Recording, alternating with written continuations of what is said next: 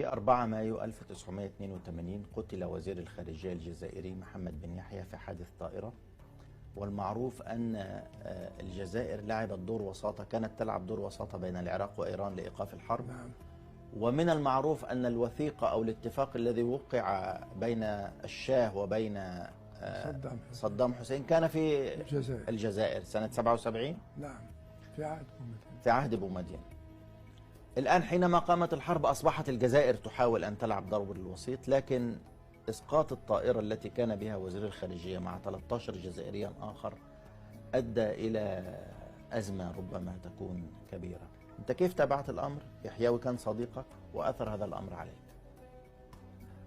رقم الصاروخ لما قدمناه للسوفييت قالوا هذا الصاروخ نحن بعناه إلى العراق.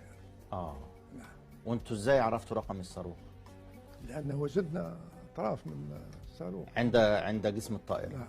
نعم.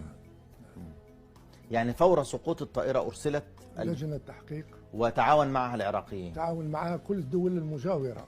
يعني معنى كده أن الأمر كان خطأ غير مقصود، لأن لو هم قاصدين يسقطوا الطائرة ما كانوش تعاونوا. أنا لا أقول أن الخطأ مقصود، ولكن عندما بينت الحقائق لرئيس صدام حسين قال أترك الأمر لعروض